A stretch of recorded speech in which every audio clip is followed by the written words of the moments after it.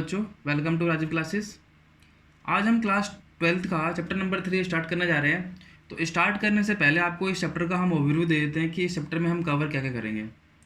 जैसे कि इस चैप्टर का नाम है मैट्रिसेस। देखो, मैट्रिसेस जो है वो प्लूरल फॉर्म ऑफ मैट्रिक्स है। मैट्रिक्स क्या होती है वो हम डिस्कस करेंगे, लेकिन फिर भी मैं आपको जनरल सा रूल बता देता हूँ कि मैट्रिक्स जो होती है वो क्या होती है। Matrix is just a collection of number in an rectangular array. Clear. तो इस चैप्टर में जो हम कवर करने जा रहे हैं, सबसे पहले हम देखेंगे इसका इंट्रोडक्शन कि इस चैप्टर में है क्या क्या। ठीक है। तो इस चैप्टर में मीन्स क्या क्या है कि मैट्रिसेस की डेफिनेशन क्या होती है, हम इसकी डेफिनेशन को समझने की कोशिश करेंगे। ठीक है। इसको मैट्रिसेस को हम कैसे कैसे फॉर्म कर सकते हैं, मीन्स डेफिनेशन के अकॉर्डिंग आपको एक जनरल सा रूल क्रिएट होता है कि आपको मैट्रिसेस बनाते कैसे हैं। तो आपको मैट्रिसेस उस रूल से बनाना होगा कि हम मैट्रिसेस को फॉर्म कैसे करेंगे। ओके बच्चों। सेकेंड जो है वो हम इसमें देखेंगे types of matrices. Type of matrices मतलब कि हमारी मैट्रिसेस कितने कितने तरह की होती है। ठीक है। मैट्रिसेस तो हमारे बहुत सारे तरीके की हो सकती है, लेकिन उनमें से जो टाइप है वो हम अच्छे से डिस्कस करेंगे, जितने भी हमारे टाइप्स पॉसिबल है। इसके बाद जो हम इसमें पढ़ेंगे वो पढ़ेंगे ऑपरेशंस। तो ये बहुत इंपॉर्टेंट चैप्टर्स हैं, टॉपिक्स हैं, और छोटे छोटे से हैं, कुछ ज़्यादा बड़े नहीं हैं और ज़्यादा दिमाग भी नहीं लगाना है आपको। 12th क्लास के सबसे इजी चैप्टर्स माने जाते हैं इसमें। उसमें पहला चैप्टर जो है वो मैट्रिसेस का ही नाम आता है। ठीक है। Operation of matrices. Operation of matrices का मतलब क्या हो गया, ऑपरेशंस मतलब क्या हो गया कि हम इसमें अलजेब्रा लगा रहे हैं इसका, क्या एडिशन कैसे करते हैं, सब्सट्रैक्शन कैसे करते हैं। ठीक है। मल्टीप्लिकेशन कैसे करते हैं, और मल्टीप्लिकेशन करने की कंडीशन क्या क्या होती है। ठीक है। अच्छा, एक इम्पॉर्टेंट बात, इस चैप्टर में इस टॉपिक से जो डिवीज़न आया, डिवीज़न ऑफ मैट्रिसेस, ये हम नहीं सीखेंगे। क्यों? डिवीज़न जो है वो पॉसिबल नहीं है, दैट्स वाई हम इसको नहीं करते। इसके बाद जो है कुछ प्रॉपर्टीज़ होती हैं इसकी। प्रॉपर्टीज़ मतलब कि कुछ प्रॉपर्टीज़ को ये फॉलो करता है, कुछ कंडीशंस होती है कि अगर सिचुएशन होगी तो ऐसे उसमें हम क्या कर सकते हैं। ठीक है। तो उसके रिगार्डिंग हम प्रॉपर्टीज़, अब सारी चीज़ें तो आपको इस ओवरव्यू चैप्टर में समझ में नहीं आएगी, इसलिए जस्ट मैं आपको नेम बता रहा हूँ कि प्रॉपर्टीज़ ऑफ मैट्रिसेस।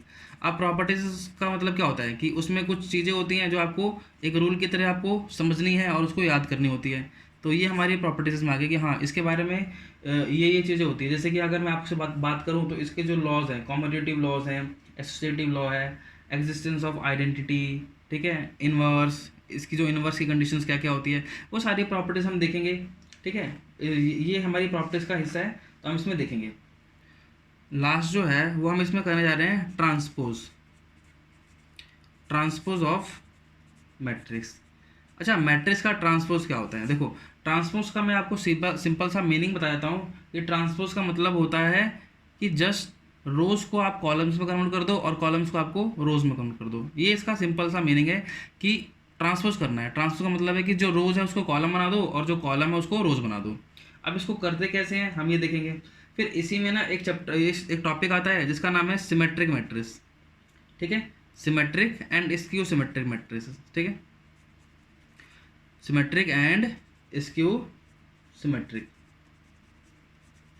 देखो, symmetric and skew symmetric matrix एक स्पेशल टाइप की मैट्रिक्स होती है जो कि एक प्रॉपर्टी को फॉलो करती है। अब वो प्रॉपर्टी क्या होती है? वो प्रॉपर्टी हमारी ट्रांसपोज से समझ में आएगी। जब आप ट्रांसपोज पढ़ोगे तो आपको समझ में आएगा कि अगर इस प्रॉपर्टी को फॉलो करेगी तो सिमेट्रिक होगी, और दूसरी प्रॉपर्टी को फॉलो करेगी तो क्या होगी? स्क्यू सिमेट्रिक होगी। समझ पा रहे हो बच्चों? क्लियर। और लास्ट जो है वो इन्वर्स निकालने का जो इसमें टॉपिक है वो है हमारा एलिमेंट्री ट्रांसफॉर्मेशन। क्या है हमारा? Elementary operations. Elementary operations. ठीक है। और इसके बाद जो है एलिमेंट्री ऑपरेशन में भी इन्वर्स हम लगाते हैं। इसके बाद जो हमारी वो है हमारी इन्वर्टिबल मैट्रिसेस। अब इन्वर्टिबल मैट्रिसेस क्या होती है? इन्वर्टिबल मैट्रिसेस जो है वो मैट्रिसेस होती है जिसका इन्वर्स पॉसिबल है। अगर मैट्रिसेस का इन्वर्स पॉसिबल है तो हम बोलेंगे कि matrices invertible, otherwise matrices non invertible. ठीक है। उसके बाद हम इस चैप्टर में जो देखेंगे वो हम देखेंगे इंपॉर्टेंट क्वेश्चंस। इंपॉर्टेंट क्वेश्चंस हमारे बहुत तरीके से हो सकते हैं। ठीक है। पहला जो है वो एनसीईआरटी, क्योंकि आप मानकर चलो आपको सीबीएसई बोर्ड का कोई भी एग्ज़ाम है, विदाउट एनसीईआरटी आपको कोई भी हेल्प नहीं करने वाला। आप कितनी भी रेफरेंस बुक कर लो, एनसीईआरटी को सॉल्व मत करो, आपके कंसेप्ट क्लियर नहीं होंगे। क्योंकि एनसीईआरटी में आपको हर एक टाइप का हर एक तरह का क्वेश्चन मिलता है, इस वजह से आपको एनसीईआरटी करनी ही करनी है।